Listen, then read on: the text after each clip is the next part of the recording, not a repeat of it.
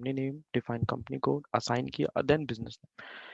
अब हम क्या करेंगे, जो हमारा फिफ्थ जो टॉपिक होगा वो टॉपिक है define chart of account. Define chart of account ये होता क्या है, पहले हम इसको समझ लेते हैं, देन उसके बाद हम इसको डिफाइन करेंगे। नॉर्मली चार्ट ऑफ अकाउंट जो होता है वो होता है, एक तरह से कहा जाए तो लिस्ट ऑफ अकाउंट्स होते हैं या लिस्ट ऑफ जीएल अकाउंट्स होते हैं। सपोज दैट आपने देखा होगा कि कंपनीज होती हैं तो कंपनीज में बहुत सारे जीएल होते हैं, ठीक है। जैसे कि हम लोग प्रॉफिट एंड लॉस अकाउंट बनाते हैं, तो प्रॉफिट एंड अकाउंट बनाएं, या फिर बैलेंस शीट बनाते हैं तो उसमें क्या होता है, एसेट्स एंड लायबिलिटीज होते हैं। तो एग्जांपल ले लेते हैं प्रॉफिट एंड लॉस में ही हम देखेंगे कि लॉस साइड में बहुत सारे जीएल अकाउंट होते हैं, जैसे कि रेंट अकाउंट हो गया, सैलरी अकाउंट हो गया, टेलीफोन एक्सपेंसेस हो गया। Some kinds of expenses are available in profit and loss account in a debit side, ठीक है। ऐसे बहुत सारे वो होते हैं जो जीएल होते हैं। तो चार्ट ऑफ अकाउंट जो होता है वन काइंड ऑफ चार्ट बना होता है जिसमें हम ये कह सकते हैं कि लिस्ट ऑफ जीएल होता है, यानी लिस्ट ऑफ जीएल अकाउंट्स होता है। इसमें क्या होता है कि जितने भी जीएल होते हैं उनके पूरे लिस्ट होते हैं इसमें, और ये चीज़ जो है कंपनी में डिफाइन होते हैं। अब होता यूं है कि नॉर्मली अगर हम कंपनीज की बात करें, तो अब हम अगर हम कंपनीज की बात करें अगर, तो हम देखेंगे क्या कि हम कंपनीज में एक दिन में बहुत सारे जीएल बनते हैं, thousand of GL, hundreds of GL जो है कि कंपनीज में बनते हैं। तो क्या होता है कि हम यहाँ पे चार्ट ऑफ डेट अकाउंट में हम ये डिफाइन करेंगे कि हमें कितना कितने नंबर का जीएल होगा। अब सपोज दैट आप एग्जांपल देखो यहाँ पे, सपोज क्या हुआ कि मेरा प्रॉफिट एंड लॉस अकाउंट है, पीएनएल अकाउंट, पीएनएल अकाउंट है, एग्जांपल के लिए मैं आपको बता रहा हूँ, ठीक है। पीएनएल अकाउंट में क्या होता है, वन का एक तरफ डेबिट होता है और एक तरफ क्रेडिट होता है, या हम ये कह सकते हैं एक तरफ एक्सपेंसेस होता है और एक तरफ रिवेन्यूज होते हैं, ठीक है। एक तरफ ये रिवेन्यूज होते हैं। अब एक्सपेंसेस में बहुत सारी चीजें होंगी जो कि इसके अंडर में आते हैं, जैसे salary expenses, wages, wages account हो गया, ठीक है, इलेक्ट्रिसिटी अकाउंट, ठीक है, डेप्रिसिएशन अकाउंट, ओके। इस तरह से अगर हम कहें तो बहुत सारे हमारे एक्सपेंसेस होते हैं, पेटी कैश एक्सपेंसेस हो गए। तो बहुत सारे जो होते हैं वो जीएल अकाउंट ऐसे बनते हैं जो प्रॉफिट एंड लॉस अकाउंट में बनते हैं।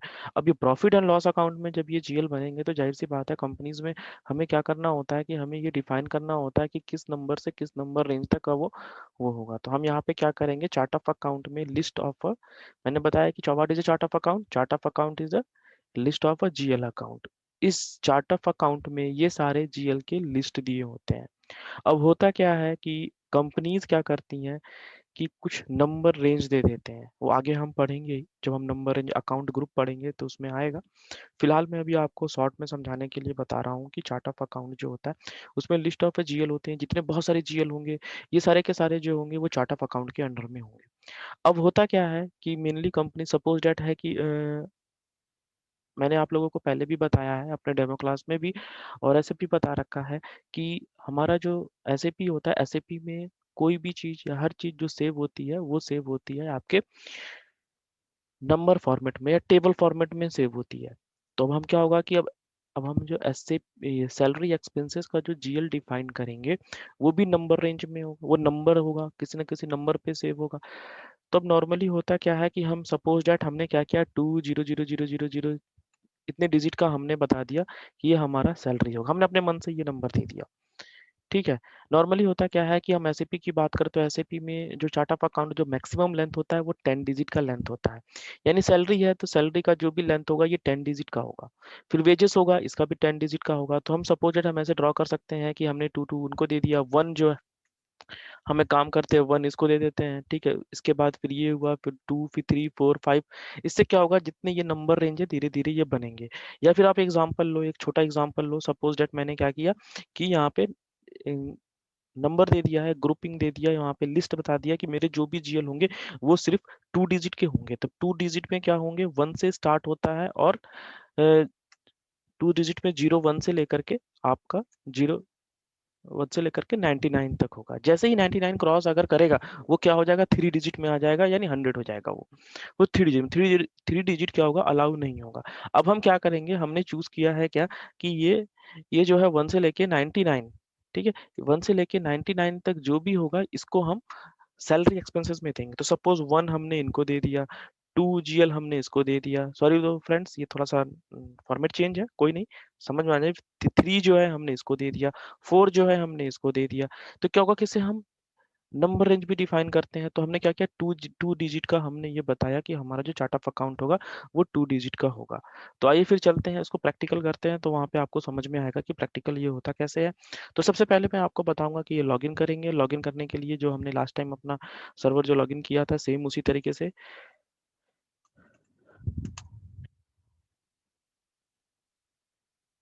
ये हो गया।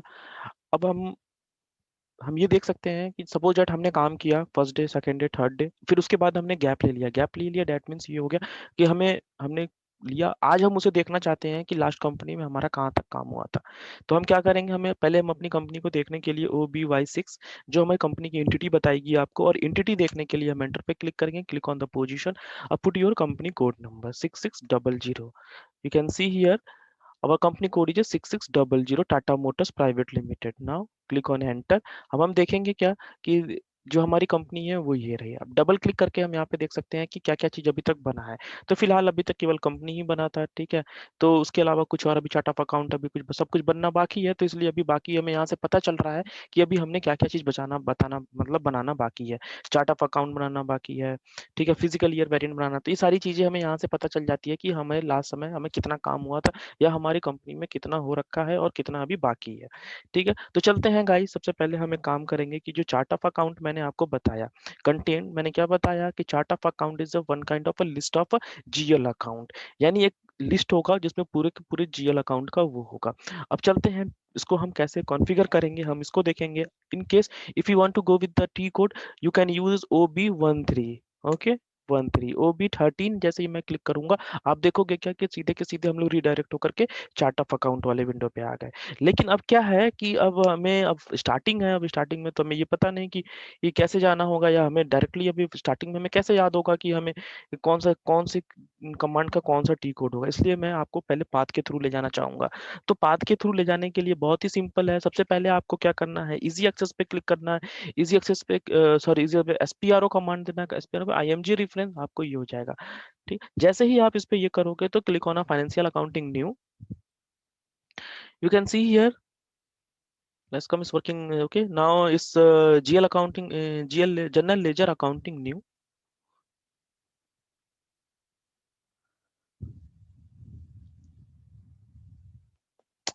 it's a working little bit slow, so it's taking a time. Now again after the clicking of this, we have to go on the master data, GL account,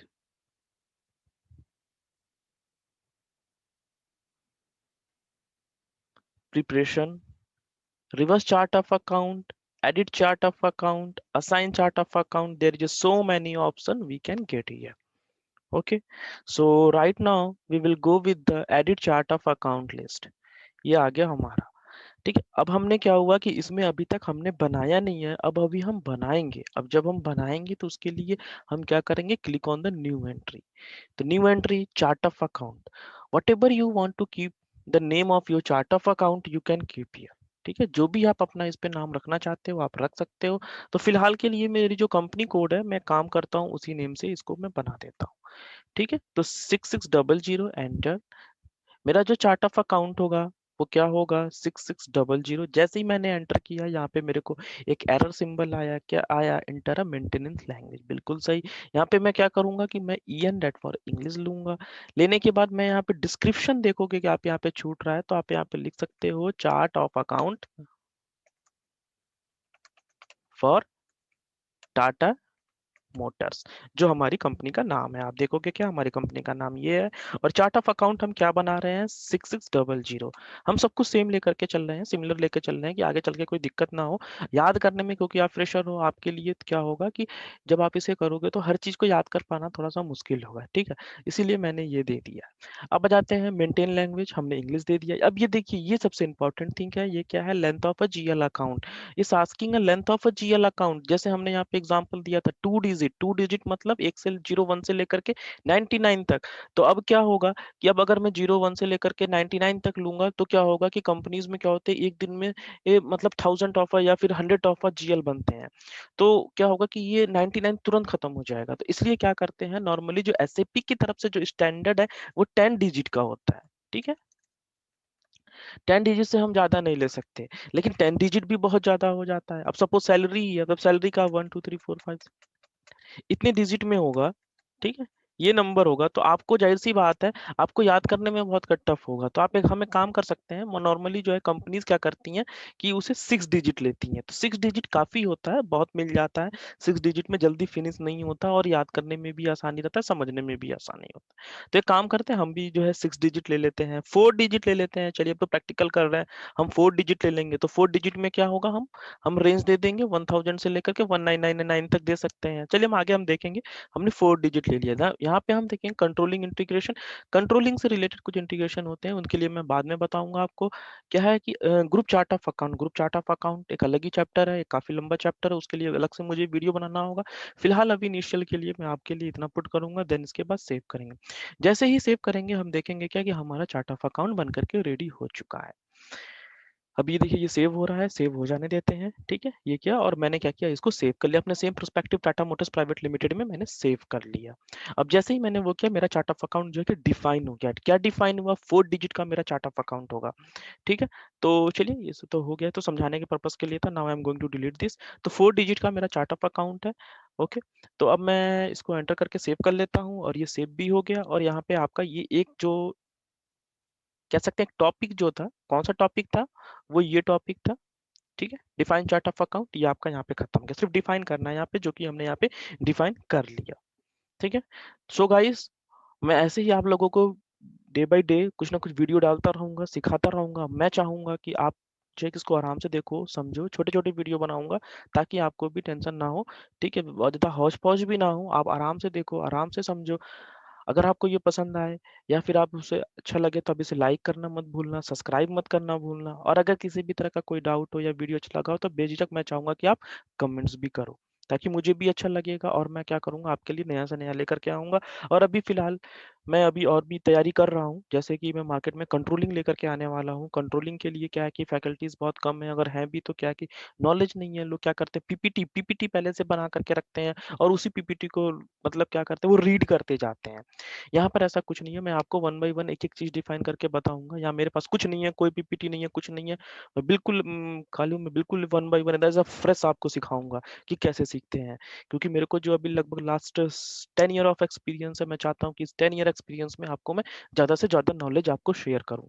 तो ठीक है guys, आज के लिए ये पहला टॉपिक है, देन आप इसको स्टार्ट करो। नाउ मैं आपको जो दूसरा टॉपिक होगा, वो मैं जल्दी से जल्द आपको शेयर करूँगा। Okay, bye bye, take care friends.